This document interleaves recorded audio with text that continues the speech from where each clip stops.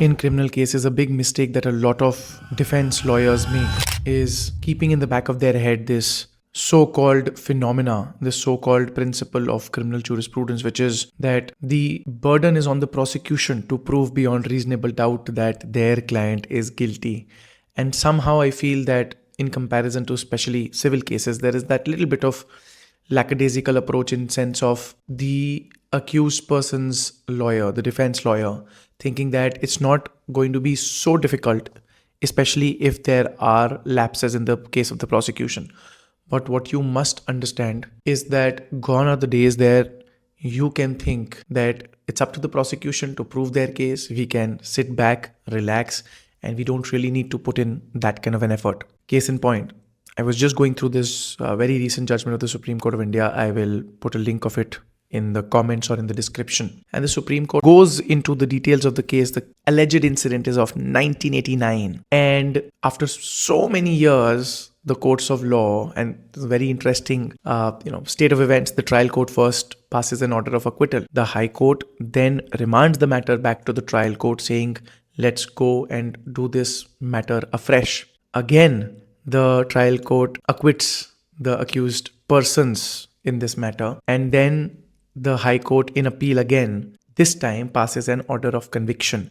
And now the state says we want a higher sentence for the accused persons. And one of the accused persons says that this conviction is unsustainable and should be set aside. And in this situation, the Supreme Court goes into many other details of the case. And again, when you see the entirety of what has been discussed, and obviously we do not have the testimony of the witnesses, and we do not have the trial court order, we do not have the High Court order, we have the Supreme Court explaining the gist of whatever has transpired in a few pages. So we lack complete information. But going through this case and with the facts which have been mentioned and the way things have been played out in the backdrop of what I have seen over several years of practice as a criminal lawyer, I can imagine that there is a very good chance that this was a completely false and frivolous case. However, the court goes into all of this and I say, you be the judge, objectively reading the whole thing. But one thing which is the most fascinating, the reason why I wanted to, make this particular video and talk about this particular thing, is that the court says that the accused person puts forth a version of events which,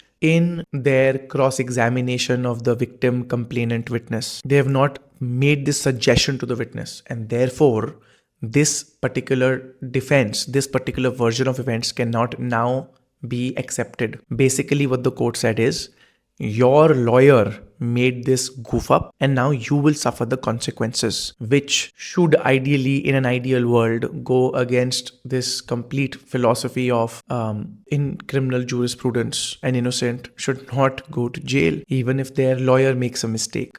And after having done hundreds of such matters and having interacted with thousands of lawyers and thousands of litigants who've had bad experiences with lawyers, I will be the first person and myself admit that we make mistakes. But for the lawyer to not do a technical thing that lawyer was supposed to do, leading to an innocent person who may not have been rich, may not have had the best resources, who maybe spent a lot of money on some random Vakil Sahab that he met at some particular place or some occasion, or he was introduced by some friend of a friend. They don't do such a great job in that moment on that day. In 1989, the case gets registered, and so many years, what transpires, we don't know. But because of the lawyer's mistake, this particular suggestion was not put to the victim in the cross-examination. The court refuses to set aside the conviction of the accused person, where I feel that otherwise the court was in two minds and kind of wanted to acquit the person. But they came up with this reason and they said,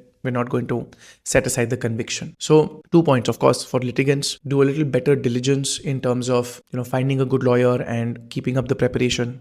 I've talked about this on multiple other occasions. And another thing is for lawyers to remember that we have to be very careful in what kind of work we are doing, so that because of our inaction, our inability, our mistake, an innocent person should not end up in jail for several years.